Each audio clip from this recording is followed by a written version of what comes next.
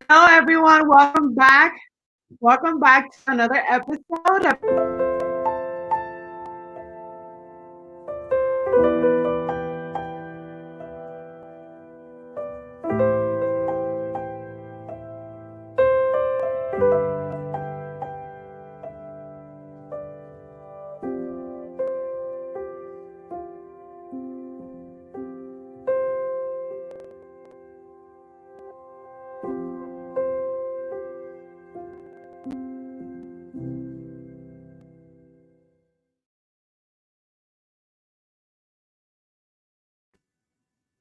Hello, everyone. Thank you, and welcome back to another episode of Conciencia Talk. This is episode 5, and I'm super excited to be here with you guys today. We have super special guests, and we have for all of us to learn and continue the conversation. My name is Barbara. I go as Barbie On Air. I'm a radio personality and a TV reporter, and I'm also a member of Conciencia Collective.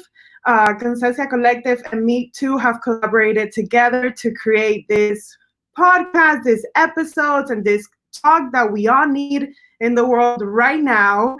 Conciencia Collective is an organization of 35 leaders, creatives, executives within the music industry. We all came together when we started seeing the injustice that was happening in the world, everything that happened with George Floyd, with Breonna Taylor, and many of us just decided that it was time that we unite our voices and we form a force to basically let everybody know how important it is for all of us to fight together for equality, for justice, for our brothers and sisters in the Black culture.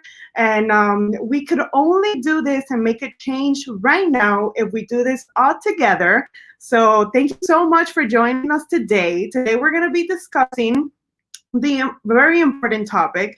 We're going to be talking about how Black culture has impacted fashion in the Latin space and cultural appropriation in fashion.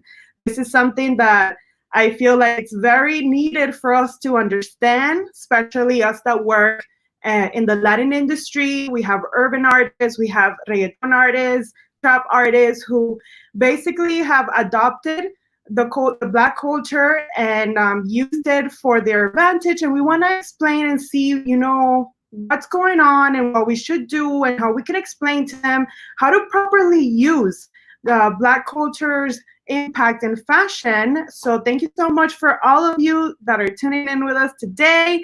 And today joining me, I have amazing, beautiful people who are going to help me out throughout this whole conversation. First of all, I want to introduce Dominican and Brazilian recording artist. She does not only sing in English, she sings in Spanish, she sings in Portuguese and French. Jarina de Marco, bienvenida. Thank you so much for being here with us today. Thank you. Thank you so much. Thank you for having me. Very excited to be here. We also have Los Rakas, compromised cousins, Raka Rich y Raka Dune, pioneers, Panamanians known for their fresh mix of hip-hop, plena, reggae, and dancehall music, and Grammy nominated. And then I also love the fact the meaning behind you guys' name and the message behind this name. Let's not give it to them right now, but I want you guys to talk about the meaning behind your name in a little bit. All right. Thank you guys for having us. Saludos. And then last but not least, I have my friends. I've already spoken to her and I'm super excited, full of knowledge to make all of us understand a little bit better what we're going to talk about today. Shantee Rosado, assistant professor in the Africana Studies and Latino and Caribbean Studies departments at Rutgers University and PhD in sociology. Hello, Shantee. Hola, Barbie. Very excited to be here. Thank you all for being here with us today and taking the time to talk about this conversation and get together with us. It's very important to give everybody this important message. And I want to start off by talking about the quotes. You guys had amazing quotes, and I want everybody to understand the meaning behind the quotes that you guys chose to send over to us and why it's so important for you guys to make a difference and stand with the Black Lives Matter movement. I'm going to go ahead and start off with Janita. Jarina. Yes. Jarina. Well, my quote was very long. Because when I was posed the question, I did a short statement before at first, and then I realized that the issue of racism, especially where I come from, is so complex. I'm Dominican. I was born and raised there. I'm half Brazilian, but culturally and how I've identified my whole life has been mainly Dominican. Has a very complex history when it comes to racism and discrimination within itself. There's a thing called colorism that is very prevalent there, which is basically aligning oneself with whiteness and choosing to, by different methods, to look more white, like straightening your hair or bleaching of the skin or not being in the sun. So much of that had to do with my quote because we also share the island with Haiti, which is the same tiny little island in the middle of the ocean, and there's a lot of racism against Haiti, and mostly, in my opinion, because they're way darker than us, because they had less mixing than we did, for various reasons that are historical and also very graphic and horrible as well. The reasons why. So, anyways, I wanted to say all these things because the issue of Black Lives Matter matters not only in America but also in Latin America, and there's yet to be, in my opinion, an awakening in certain places about being proud of that heritage as well as indigenous heritage because we're so dominated with the post-colonial societies. Of course. Do you mind reading one of the parts of your quote? Sure, I just can't see it here. I'm not sure how to do that. There you go. There I am. I'm from Dominican Republic, a complicated island when it comes to its own relationship with race. Like many colonized countries, proximity to whiteness is broadly sought after. We like to talk about our great-grandfather who is Spanish with blue eyes and deny the existence of our rich African and indigenous heritage. Thank you so much. Now I want to go ahead and talk to los Rakas. Tell me, guys, tell me your quote and then talk to me a little bit about the meaning behind it as well and the importance for you guys to be part of this movement. Well, the quote, okay, you want us to read it? The Latin community needs to support the Black communities because we live in the same neighborhood. We are part of the same struggle and have the same oppressor in common. Together, we are stronger.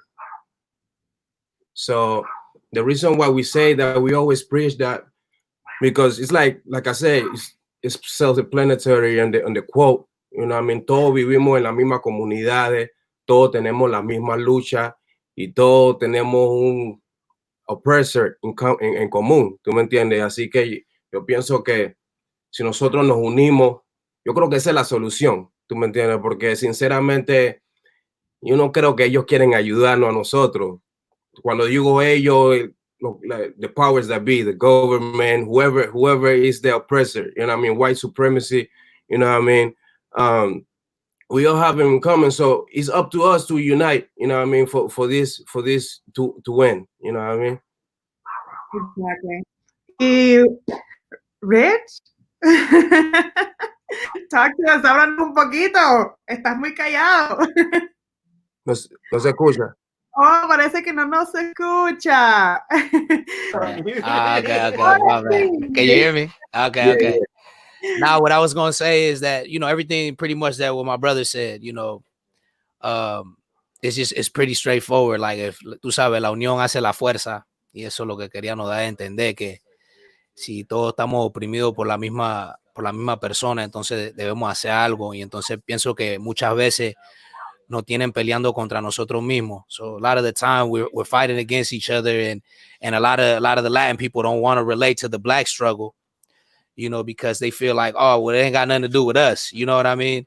And really it does have something to do with you, because we all live in the same community. We come from the same place and we deal with the same thing. You know what I mean? And I just think it has to do, we got to start communicating with each other and learning about each other's struggle to understand each other. I think that's part of it too.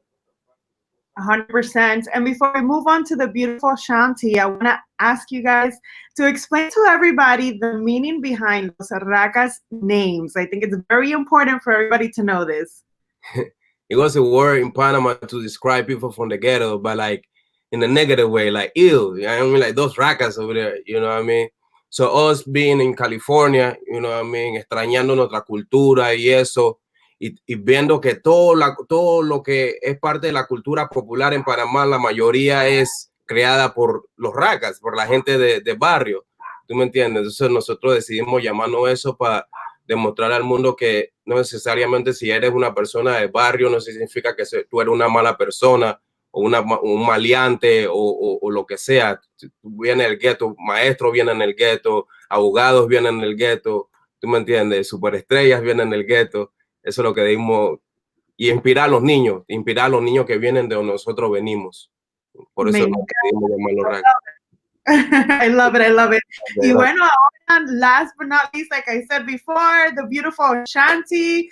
Talk to me, girl. Explain to us a little bit about your profession and your knowledge and about you.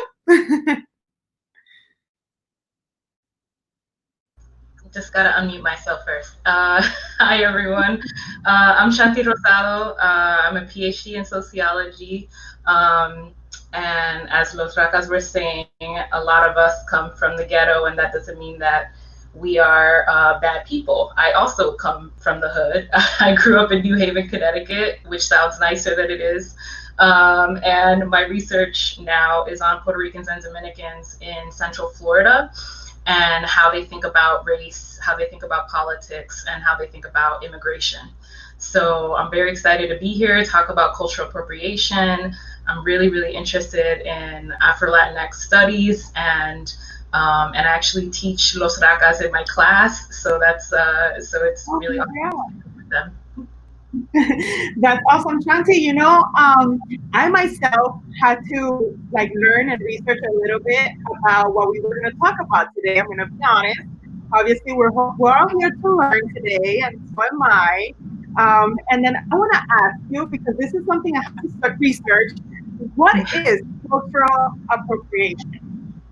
Okay, so cultural appropriation, the most basic definition, is that it's someone from one culture adopting elements of someone else's culture, adopting elements of a culture that they don't belong to, right? That's the basic definition. But I think that the basic definition doesn't really get at what the problem with cultural appropriation is.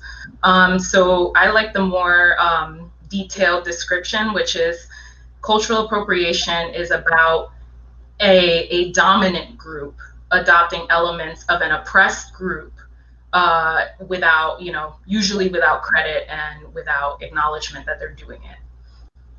And why do you think that cultural appropriation is a problem? I think it's a problem because what it ends up doing is it ends up devaluing the voices of people who create culture. So right now, for example, when Black people create culture and then white people appropriate it, that means that they're taking spots from Black people who could have benefited from that role, right? That platform. So when you see a white artist going on, MTV, whatever, and performing Black genres, what happens is there are Black people who created those genres who aren't on that stage. So it's really a matter of power, and where the power is going in this case is towards the people who are already dominant in a society. 100%. I want to go over and ask a question to the beautiful Jarina. How has Black culture impacted your sense of fashion? I was checking you out, and you have an amazing sense of fashion. So talk a little bit about that. I mean, I feel like Latinos in general, we've been aligned with Black fashion since I can remember. I feel like I have a hard time differentiating what I identified as a teenager, for example. Like, I feel like these buns are very Scary Spice from the Spice Girls.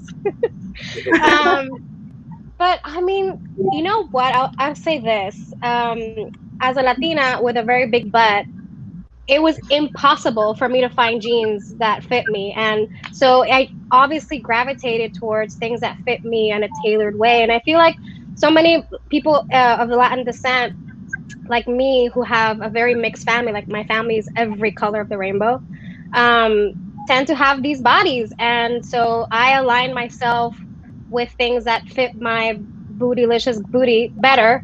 And it tends to be things that look good on Black women as much as Latina women. So, you know, the cinched waist and the pants that fit just right is definitely a staple, as well as hoop earrings and your nameplate. You know, I grew up in New York for, I don't know, 12 years. I was there from when I was 19 till recently. So, you know, living in Brooklyn, it's Puerto Ricans, Dominicans, and Black people kind of all have a similar stilo. 100%. Yeah, and it's beautiful, right? I mean, sometimes Yeah. with all respect to learn about these cultures and be able to also respect it and also like learn from it and be able to put it in your fashion a little bit to show the respect that you have towards them and show everybody, look, this is not originally maybe like from a Latino, but it is a beautiful thing and you should learn from it. And if you're going to wear it or if you're going to do it the right way, you know? Los Rakas, chicos, háblenme. Ustedes como Afro-Latinos, you guys are Afro-Latinos. How has been your experience regarding cultural appropriation of Black culture in fashion? Yo, Yeah, go ahead, Rick. I mean, um, you can see it. You can kind of see it. When you see the mainstream artists in the Latin world, um, you see them dressing like Black people, and those are the people that are representing Black culture in the Latin world. And the Latinos, they don't really know what's going on in the. I mean, now they do because of the internet, but usually back in the days, they didn't know what was really going on in the American world. So now, you know, everything is trendy, everything is cool, but you know, when they look at artists like us, you know, they think that we're the ones that's imitating something that we started. You know what I'm saying? They looking at us like newcomers or people that, you know, that nobody know about. You know, they looking at it as like, okay, cool. You know, because they look at the people that they're showing in front of the TV as the pioneers of a genre that they didn't start. You know what I mean? And us being from the ghetto, living in the ghetto, um, our generation, we are those pioneers because we actually we grew up in these neighborhoods. We had to perform in front of our communities. We went to the youth centers. We were around other artists like us growing up as kids and teenagers, and we represent our communities and our music and our lyrics, and we sprinkled that sauce that a lot of the artists are using today that are making that are making it and are have become mainstream. But artists like us don't get the recognition. And part of the example I could give you is that we were the first artists, the first Latin artists to open up Coachella. So we were the first to do that, but we didn't get the recognition for that. But who got the recognition for it? And it's not to throw no jabs. We just speak in reality. But I think when we speak the truth, a lot of people get offended by it. And but who got the recognition for it was J Balvin. And there's nothing against J Balvin because we love J Balvin's music, but it's just the truth. And when we speak about the truth and we say it in our interviews or we talk about it, everybody look at us like we're bitter or we mad or whatever. You know what I'm saying? And it's like, you know, we're not bitter, we're not mad, but we did start this. You get what I'm saying? And it's like, bro, it's kind of disrespectful in a sense. You know what I'm saying? Because you know, a lot of our inspirations come from sweat, tears, you know, us watching our a lot of our friends get hooked on drugs, never coming back. Our friends getting locked up, going to prison for the rest of their life, never coming back. Our friends getting killed. Some of them making it, but not a lot of them making it. You know what I'm saying? And us, me and my cuz, we are the hope. We are the inspiration for them to keep going, right? But, you know, in the industry that we're playing in, you know, they choose to who they want to shine the light on. And, you know, it is what it is. We've accepted it, but that's just the truth. And when we speak on it, a lot of people get offended and they think that we're trying to make it a black or white thing. You know what I'm saying? It is not. It's not that we're trying to make it a black or white thing. It's just, we just trying to make it a right thing. You know what I'm saying? Yeah. That's all it is. Yeah. Wow. I think I'm not the only person that's going to tell you guys right now that what you guys are said is facts. Like, it's true. Like, I thought J Balvin, because of the headlines, was the first Latino to step foot in Coachella, but it's not true. It was actually you guys. Yeah. And that comes to show, you know, what is going on. There's something wrong, because I just learned this from you guys telling me this. And I'm sure everybody, most of the people here watching are also mind blown right now about the truth behind what really is happening, you know? Shantee, I know you have something to share about this as well. Talk to me, girl.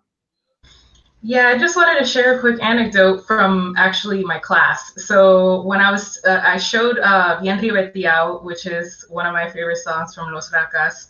And the video, I mean, I'm sure they can speak on the video more than I can, but the video has like tons of elements of hip hop. There's break dancing, there's graffiti. It's amazing. So my students are watching this, and then one student says, oh, why is it that when Latinos do hip hop, they always want to seem like African Americans? And I had to kind of stop the student and say, why is it that you believe that hip hop was only created by African Americans? Because hip hop grows out of, you know, the 70s with Puerto Ricans, African Americans, Jamaicans, other Caribbean people. Los Rakas are from the Caribbean, you know, and so it's like, why is it that you see this as an appropriation of something that doesn't belong to them, when really not only is it part of who they are, but they're also like really respecting and showing hip hop's influences. So I think that's just an example of how people often, the separation of Latinidad and Blackness is a big part of the problem. It explains why no one recognized you as the first Latinos who opened Coachella. Why do we think of Black people as not Latinos? Why do we say Black culture and Latin space when those things can happen together and do oftentimes? Right. Exactly. Go ahead. We can't hear you. Mute it. Oh, here I am. It's not just with hip hop, it's with everything. It's like you have to have bananas in your hair and maracas to be identified as a Latina or Latino or Latinx. And it's also in the pop and electronic music and everything. You have to be so obviously Latino in every way, shape, or form for them to say, oh, it's a Latin pop act. You can't just be whatever it is your expression musically. Right. It's interesting. Yeah, a lot of people get confused like culture with race, you know, like I heard like a quote Tego said before. He was like, if people ask me if I'm Latino or if I'm Black, he gonna say Black, because anywhere around the world before they speak Spanish, they gonna see a Black man. You know what I mean? So like, you know, it's like a lot of people. Sometimes people be like, oh, when I was in high school, for example, right? I grew up with a lot of Mexicans. You know, it's some culture division sometimes, you know, and then they will be like, hey, ¿qué haces mayate aquí? You know what I mean? Like they didn't know I spoke Spanish. You know what I mean? I'm like, hey, yo no soy ni un mayate. And I'm like, oh man, okay, but you're not Black. You're not like them. You know what I mean? You're not Black. You're Latino. You know what I mean? But it's like, no, I'm Black, Latino. I'm proud to be Latino, but I'm a Black man. You know what I mean? If I here in Europe, in Asia, in Panama, anywhere I go, I'm a Black man. You know what I mean? Yeah. So people get the culture and race confused.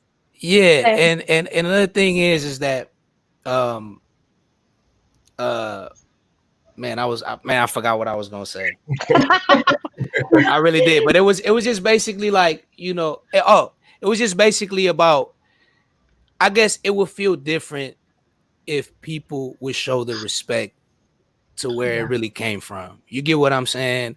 But like, it's kind of like sometimes it, you know, it used to rub me the wrong way because it felt like, man, we did all this work for somebody else to enjoy it.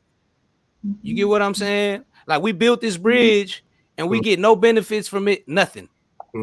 And we got to watch it from the side and watch everybody winning and enjoying it, and we get to watch it from the side, and it's like, okay, here we go again, Black people, let's reinvent ourselves. Come up with another invention because they don't know that one. I have an example of this in fashion that's happened recently, the last few years. I mean, two examples. One of them is one of the Kardashians, what's her name? Kylie, got on Vogue and she had cornrows and she dubbed them boxer braids. So that is a clear example of cultural appropriation. Like, we're going to take this from, you know, Black culture, repackage it, rename it, and claim it for yourselves. As well as Vogue calling the era of the butt a couple years ago. It was like the era of the ass. Like we had moved on from the boobs in the 80s, and now we're in the era of the butt when we've been on the butt since forever, right? And the reason why we were in the era of the butt, it wasn't because of J-Lo, it was because of Kardashians, which is, come on, we know that's ridiculous too because it's also not a real butt. But yeah, no shade. I love it. But it's true. It is 100% true, girl. 100% true. And then since Latinx, they have these like famous people like the Kardashians per se as role models, right? Do you think that has caused the Latinx community to be appropriators when it comes to them adopting the Black American culture? I wouldn't say that it was the fault of the Kardashians because, I mean, cultural appropriation has been happening in Latin America since we even started coming to this country. So I think that you see it way, way earlier. I mean, look no further than tango in Argentina. Look no further than white artists performing bomba in Puerto Rico. Like, look no further than all of these examples of people kind of taking up cultures that are usually seen as marginal. I mean, look at the history of reggaeton, right? These are cultures. I lived in Puerto Rico when reggaeton was coming up, and we used to perrear in the buses, in the school buses. Like it was a pretty crazy time, you know. This is like 1988. And to see that, something that was so marginalized, because we were seen as like, you know, lo negrito de Carolina, we were seen as like the marginal people, gente de calle, gente de barrio. And to see reggaeton kind of being taken up by white-ish faces and reaching a global space from that, from that proximity to whiteness that Jarina says in her quote, that is cultural appropriation. That is the use and adoption of culture for your profit while not acknowledging that others have created the culture. In Latinidad, right? And like it within the Latin community. I have a question for you, Sean. Can I ask you a question? Absolutely. So because so many of us in Latin America are so mezclados, and you know, my mother is the darkest of three sisters, my grandmother is the lightest of her siblings, and she's half Black, half white, and so we're so, you know, mezclado. I look the way I look, but I'm definitely, you know, a very multicultural. And I grew up, for example, in DR. My mother is a musical anthropologist, so I grew up going to seeing todos los palos, la salva, la bomba, toda esa música del campo. Yo me la sé, o sea, la siento en la sangre, y aparte de todo, son gente que yo me crié con ellos, ¿verdad? My question to you is, how is it if you physically don't necessarily look like you're either indigenous or Afro-descendant, but still carry that culture with you musically and also culturally, and the way you speak and the way you move in the world, are able to make music or art or fashion and give homage to that as well at the same time? How do you, because it's so complex to be Latino. It's not just, you're not just white or Black, or, you know, just how you're also Black and you're also Latino. How does one do that? Well, I'm a Black Latina. Like, both my parents are Latinos. So I think that's when you say like Black and Latino, it can seem like you mean two separate things. So I think the issue just becomes when people take things, right, even if they have a connection with it, if you know that you're perceived physically as non-Black and you're going to perform a Black musical genre, wear, you know, a Black hairstyle, whatever, you have to be ready for that kind of leading to the erasure of Black people. So how are you addressing that, right? How are you giving people space to kind of take up that role? So right now, for example, someone could have said, well, we can find whatever expert and put them on, you know, this talk show, but instead they asked me, right? So that's putting someone who has historically been marginalized in the space to share their culture and their knowledge. In the same way that, like, if you reach a certain platform, you should use that platform to lift up those who come from where you come from and might still be oppressed. And I think that's where the distinction comes in. Yes, we all have very mixed families, but we also have to acknowledge that, especially in a US space, Blackness means something very specific. There's a very specific history of Blackness in the US that means that even if we're both Dominican, which we are, my life experiences are going to be incredibly different from yours, just based off of how we look. Yeah, so I think it's something to think about, right? Is like what. Yeah. I think my question was more pertaining to the arts, because I obviously know that people that look like me move in a different way than someone that looks like you in the world, and I can be white passing or at least experience white privilege in certain people. But I mean, like, for example, like a J Balvin or whoever does reggaeton now, I don't even know anymore, honestly. Whoever does reggaeton now, like, what would have been the best scenario for someone who took reggaeton into the stratosphere of, who's the guy who does Despacito? Oh my God, I'm so bad, you guys. Who's the guy that's Luis Fonsi or some shit like that? Like, someone old school. Right. Right. Like, how would someone like that come out and still, you know, rep PR, because it is Puerto Rican and he is Puerto Rican, but is light skinned and is taking music from the Black experience of Puerto Rico and honor it? How does someone like that do that? Well, I think, can I speak on it?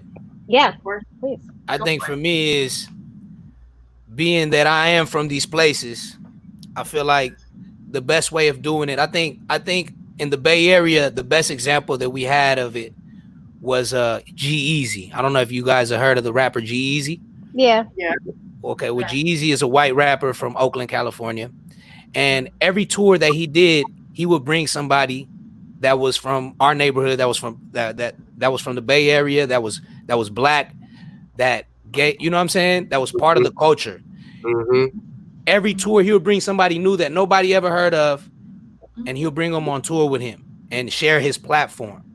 You know, it's that simple. It's just sharing your platform with artists that inspire you, and making sure that it just keeps going that same way. I feel like the music game, the industry has become so selfish that that we have to change the culture in that aspect. You know, we have to change it, because, you know, if I have an opportunity, I'm gonna make sure that I pass it on to somebody else.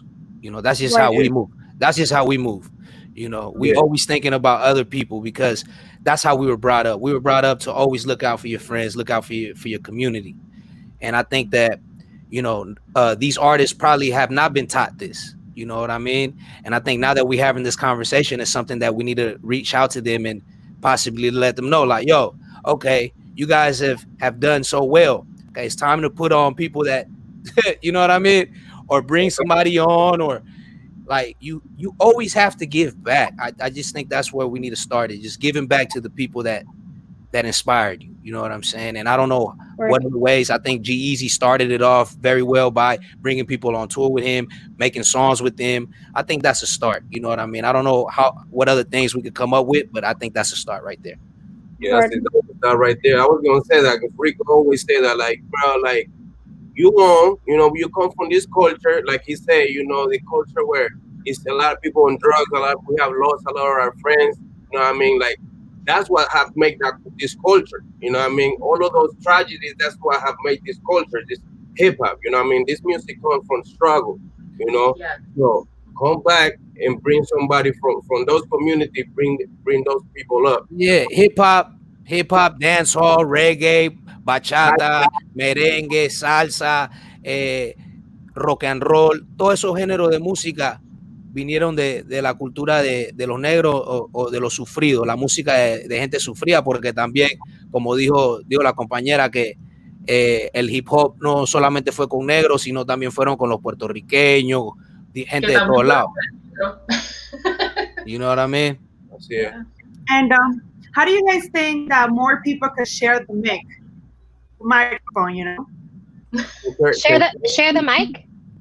Yeah, how can more people share the mic about this and like give more opportunities and give more credit besides maybe bringing somebody in on tour? What are other ways in another creative spaces that they can also give more credit back to the Black community, Black culture? Make a song with them, just mention them on the interview. You know what I mean? A lot of these big artists, you know, they come up to us and they keep it real with us. They be like, hey man, you guys were the inspiration. You know what I mean? I've been listening to you guys' music. You guys built the bridge. But they have never said it on the interview though. Like, tell it to your, you know what I mean? Tell it to your fans. Tell it to and put you on a feature. And it's crazy, right? Because these are like simple questions. These are simple things that you guys are basically telling us that they can do. I interview artists basically almost on the daily, and we do ask them, who inspires you, you know, or who would you like to collaborate with? And if this, you know, honestly, they barely ever do give that credit. They don't want to do that. They don't want to do. I don't know if it's just business or some business strategy. They're just afraid. They're afraid that the spotlight's gonna be taken away from them. They don't just focus on themselves. It's just a matter of, I think it's fear-based. Yeah. And a little bit of selfishness, honestly. Greed. It's greed. It's so hard to get on in that big way. So I think people kind of lose sight that it wasn't just them who made it. It was a whole team of people and people believing in them, and everyone else deserves that opportunity. In fact, I feel like there's so many artists that have made it in such a big way that I think it's kind of like it should be a duty of every big artist to like say, okay, I've made my bazillions, I've said my message to the world. Now I'm gonna develop certain acts that need developing, and I'm gonna put my money where my mouth is and elevate people who are like me and push them to the forefront, because I have that kind of power now. Because we have to go up to these white executives and be like, hey, hi, it's the little guy. I'm Latina, but I also speak in English, and I make weird music, and it's not the maracas and the bananas in the hair, you know. And if we could eliminate having to talk to those dudes who don't understand us, and have someone like, say, a Beyonce or J-Lo, whoever that's big, can pluck someone out of their own culture and understand them, and they don't have to explain it to them, then we're in a better place musically and culturally. Yeah, and I think, you know, in hip hop, you see a lot. Like in hip hop, you know, United States is known that Black culture is like mainstream. You know what I mean? It's known. In America, that is not. It's not known. Like if you put all the reggaetoneros, you're not gonna see how many Black people in reggaeton are big right now. If you guys will have to think a lot hard. Ivy Queen, but that's because I'm old. No, I don't know. Now is Sesh. That's the only one. And that's the only one. Yeah. You know, it should be at least out of 100 reggaetoneros, it should be at least 50, right? Hey, listen. So okay, let's just say all time, right? We got Don Omar. Tego. We got Celia. who else? Well, she's not reggaeton, but you know. No, Celia Cruz. Ivy. No, Ivy. I love Ivy. Ivy got soul, but I don't know if she's negra. I don't know if she's negra like that. No, that's a Black She woman. talking about being negra? Okay. Oh, yeah. Okay, cool. Okay, Evie, that makes sense. That makes sense because she got soul. Okay, who else? Okay, does it have to be reggaeton or is it every genre? We're talking about reggaeton right now. We're talking about reggaeton. Reggaeton. Ya, I tap out. El general. Well, we're missing OG Black. We're missing so many reggaetoneros from PR. OG Black was one of the originals that no one even thinks about today. Hey, what about Randy? Yeah, like there's a lot of. So I think Bad Bunny did a good job of kind of like honoring early reggaetoneros in his last album, and I thought that was like, yes, like this is an example of someone who's using his power to put on the people that influenced him. But then you have obviously the Super Bowl performance, which I think was a bit of a disappointment because I think it further separated or widened that gap between Latinos and African Americans that could have been bridged at a point where people should have been like, we're in solidarity with each other. Well, besides this, we do have some fans in the group chat, guys. I want to ask some questions to us. So we have here a question from Maddie B. If Black and Latinos are constantly having to invent and create, how are we able to monetize to be able to be owners of our own creativity? So, like, how can they? Since right now everybody's just always trying to invent something new and create new things, but then they forget that you also have to put in work to be able to monetize, to make money off of this creativity and the things that you're trying to make, to be able to be owners of that creativity and make money and live off of your basically your talent. How can they do that? How do you guys think they can do that?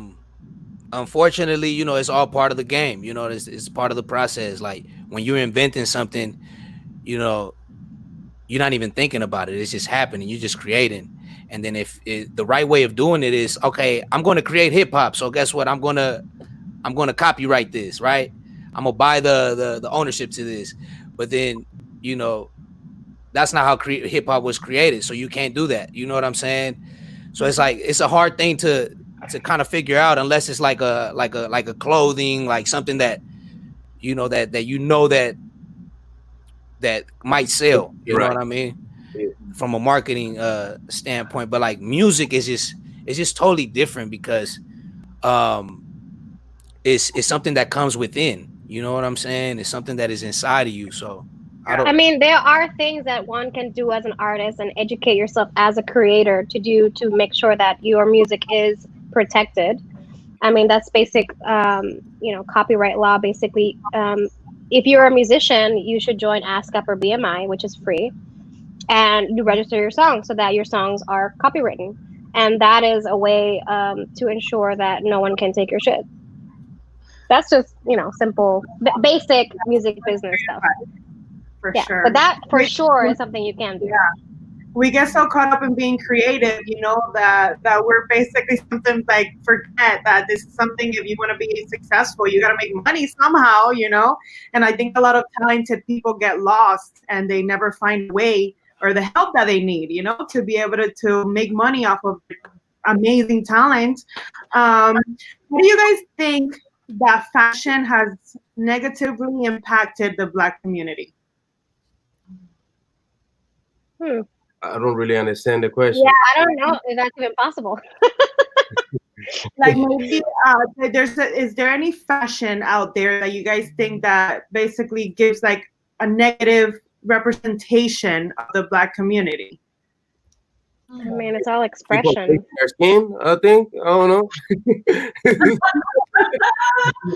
like, don't do that, bro. You making us look bad. What you talking about? You talking about Sammy Sosa? I think the question is more about like cultural appropriation of fashion, right? Like, is that more of the idea? Like, basically, we have like a Kylie Jenner, who does her lips and then she sells lipsticks, because and then she sells herself as having this beautiful, delicious lips that she doesn't really have, and she makes money off of it. That's a negative way. She doesn't really So you're talking about with other people, not with Black people. Yeah, okay. Oh, yeah, no, other people. Not Black. Okay, that makes more sense because I was going to say, like, it's expression. It's so cool. That she has this style, that it's not necessarily a style that she got from white people, She got lucky that she did it in the 90s before the internet. Yeah. Hey, to be fair, a lot of these people just get told what to do. You know what I mean? So for like artists like Gwen Stefani, like I like her music too. I grew up listening to No Doubt. You know what I mean? So it's like I don't have a problem with all of that. It's just I think the best thing to do about it is just always showing love, always making sure that the light is getting pointed at somebody that you got the style from. Because really, we can't do nothing about it. Eventually, people gonna like something and they're gonna want to do it too. There's nothing wrong with that. It's just I think what happens is it gets all messed up when artists don't show love to artists that they got it from. Because guess what? While you living your best life from something that we started, we out here still living in the ghetto, struggling, trying to figure out, you know, what's our next move. You understand? Yeah. So I think it's just something is really difficult because I don't know what you guys think. No, that's it. Because you know, we gonna inspire people, you know what I mean? Our culture is so swaggy. We gonna inspire people to do it, you know what I mean? But it's just about giving back. It becomes a problem when the people that invented it is not you don't benefit from it. You know, like the people that started hip hop, you know, like Grandmaster Flash and all those people, you know what I mean? Like, you know, like Nori say all the time, we should have something for those people, man, because we making millions of dollars because of them, you know what I mean? Because of the people that start, you know what I mean? So I mean, I have something to add to that as well. So much of music itself, not the way we look, has to do with fusion. Like everything that we listen to is fusion. From the beginning of time, and not just with music, but like with medicine, like eye surgery happened in the Middle East, and humans have to constantly be exchanging ideas at all times for us to be able to evolve as people. Now, when it comes to fashion and everything else that we're talking about right now, like you were saying, honoring and making sure that you're bringing the spotlight to where it comes from is important. But you guys know about this thing that's going on with Trader Joe's, with like Trader Jose and all those things, right? I'm curious to see what you think, Shantee, about this, because this is where I find that appropriation gets to a place where it's just ridiculous, where we should be able to exchange ideas respectfully and influence each other without having to just be homogenized societies that everyone has to be in their lane. I'm Latina, so I can never, I don't even know. I have an example of what I can't do, but because I'm Latina, I have to have, again, maracas and bananas in my hair, right? So, you know, I'm able to move around the world and feel free to be able to explore these different cultures respectfully, obviously. For example, Trader Joe's. Right now, they're trying to take away branding in Trader Joe's that talks about where it comes from. So, like, for example, Colombian beans are called Trader Jose. Bagels are called Trader Joseph. This Chinese pot stickers are called Trader Ming. And this 17-year-old white girl went on Twitter and did this whole thing that's appropriation, and 1,000 people signed up for it, mostly white people. No one ever asked Latinos or anyone of color if it was a problem. And guess what? When I go to Trader Joe's, I love seeing Trader Jose, and I call Trader Joe's Trader Jose. And I like seeing myself represented in products, and that not everything is a white guy, right? Yeah. So there's a point where appropriation becomes like almost a restriction when it's done in a way that I don't know how to explain it. I wanted to ask you, Shantee, what do you think about that? Well, I feel like what you're explaining is an example of just like white guilt in override. Like I think we've seen numerous examples of this since the resurgence of BLM this year. Although curiously, not when BLM started in 2013 or 2012. But so you see people like, I don't know, there was an episode of the Golden Girls that was taken off because they wear like a brown face mask in the episode, and they thought that Black people would view that as like blackface. And it's like, no, we're not that sensitive. Like, hello, if you're Black in this world, you have to have a thick skin. Yeah. And so we don't really care about those superficial things. So something like Trader Jose's, I really don't care. Like, frankly, I don't care. I think it's actually more offensive for the CEO of Goya to go on a, you know, presser with Donald Trump and say, I'm glad that we have this president. That's more offensive to me than Trader Jose's. Man, because I love sazon. I love sazon. So it's like, man, I'm like, that's how I cook all my food. So I'm like, dude, you got me in a weird situation because this is all I do. Just cook with your food, with your seasoning, bro. Just do Badia. Go buy some local seasonings. They taste better than that. Okay, that's what we have to do. Guys, well, as a Latinx, that I was born in Venezuela. I came here when I was 5. I was raised in Miami. I was raised on hip hop. I was raised on reggaeton. I was raised on salsa, merengue. But hip hop was part of me growing up here in the U.S. You know, and I love it. I've jammed to it in my car. You know, sometimes I relate a lot to this music, the hip hop music, the reggae. I love reggae. Sometimes I like to put braids in my hair. You know, it's just something I like to do. And it's really important for me and for you guys to help me out and help everybody else understand how we can avoid cultural appropriation. Where is there that line that we cannot cross? Just giving back, man. Just giving back. Just giving back, like he says.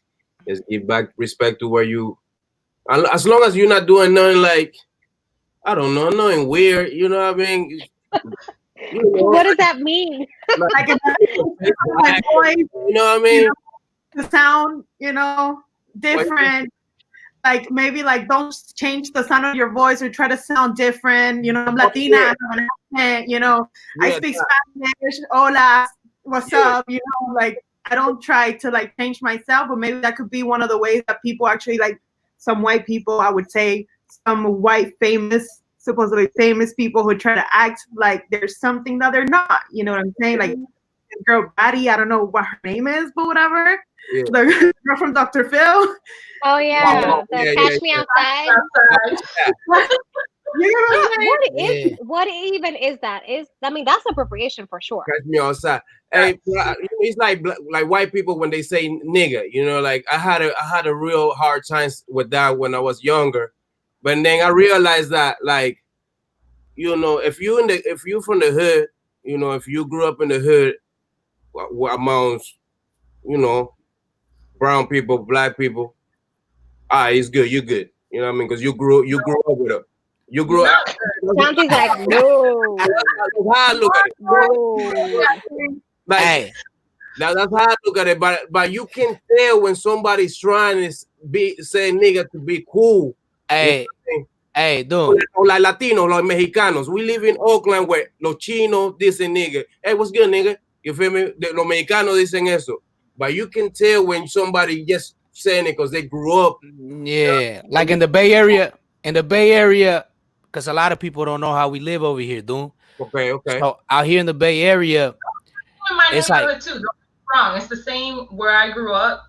Puerto Ricans say the N word. I learned more.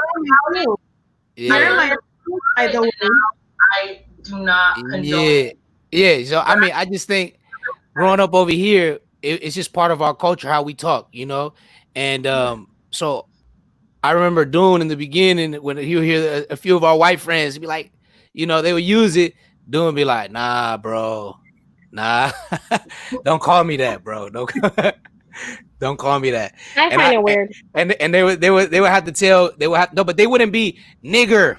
They wouldn't say nigger. They would say nigga. Not a hard R. They'd be like, my nigga. I mean, you know, it's weird. It's taboo to the world, but living in the Bay, everybody says it, and we're part of one culture.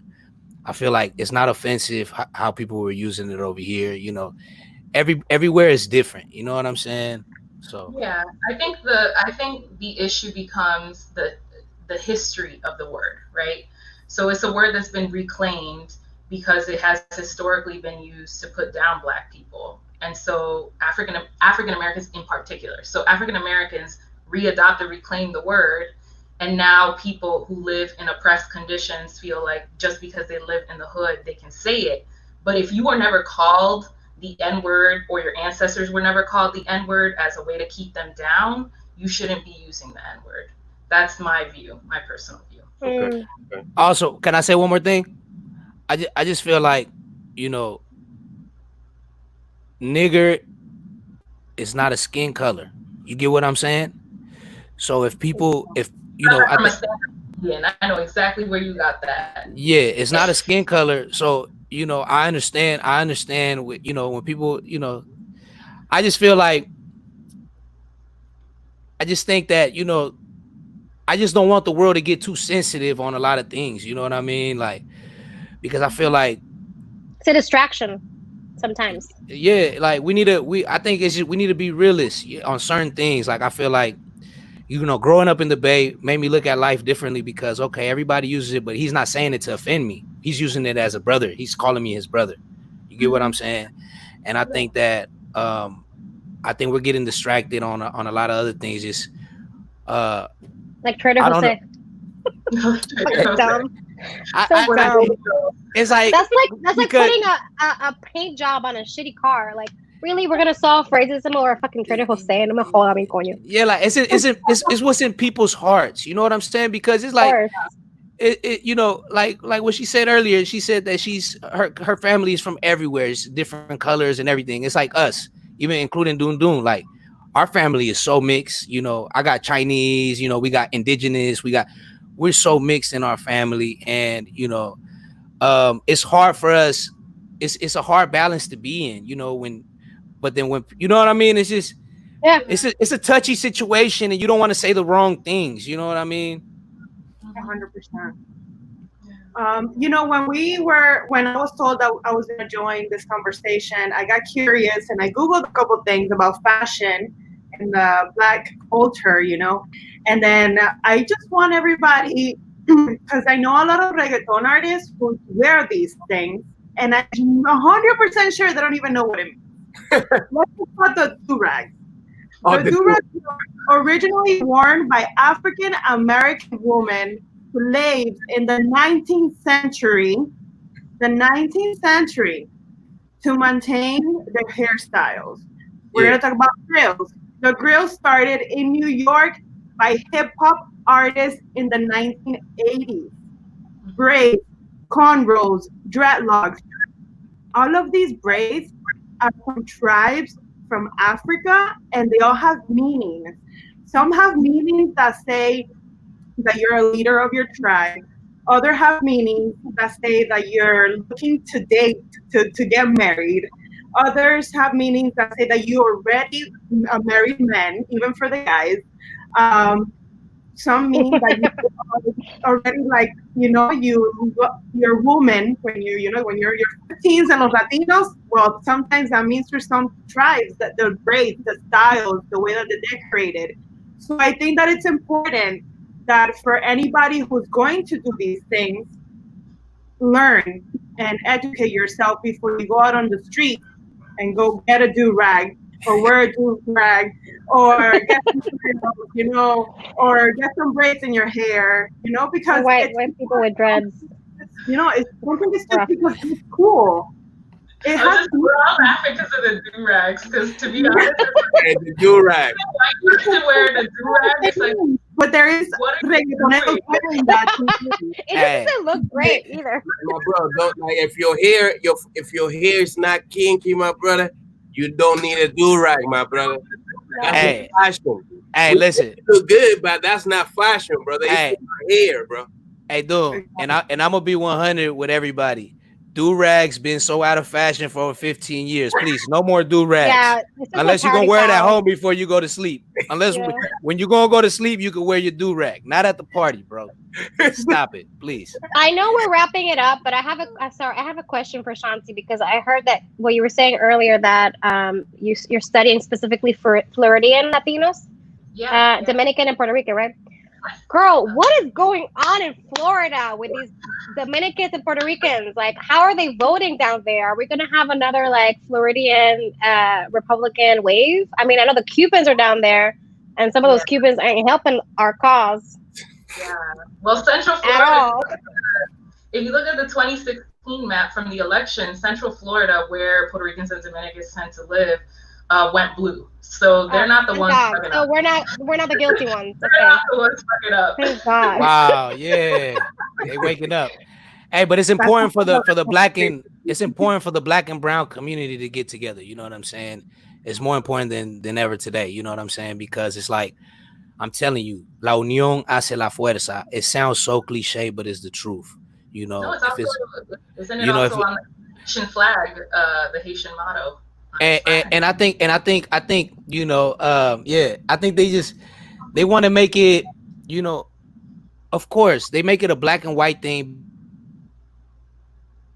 We didn't start that, so the only way also to marginalized too. Latinos are as marginalized as I mean, depending on what kind of Latino, but we are marginalized people. They're putting kids in cages, and they're Mexican. They're not black, and they're in cages too. Like, we're equally marginalized. And I think there's this myth of some Latinos that think that they're better than because they're not black, and it's bullshit and it's dumb, and they really playing at their hand. Yeah, it's crazy because, you know, it's like somebody get oppressed, right? And then this other group of people look down on this group of people, and this group of people look down on this group of people to feel better about themselves. And it's like, bro, we none of us winning, bro. Might as well all of us unite. You know, over here in the Bay Area, we have Asian, we have Middle Eastern, we got all of us need to unite. You know, and the reason why we talk about black and brown unity is because, you know, like places like LA, you know, California is been divided. You know what I mean? Like, you know, it started from the prison system and it spilled from the streets. So it's been riots. Even when I was in high school, it would be like Mexicans against black and stuff like that. And they'd be like, dude, who you gonna pick? I'm up in the studio, bro. I'm up there in the studio, bro. I don't, y'all fighting over none. You know what I mean? So that's why we be preaching that, you know. But not to say that Latinos and Mexicans don't support black people, because historically we have seen that, like with the Black Panthers, the Brown Beret, you know, they were there for the Black Panthers and vice versa. But we're saying, like, regular us people. We need more unity, more. Like, don't just listen to our music. Don't just dress like us. Be a part of us, because we want to be a part of you.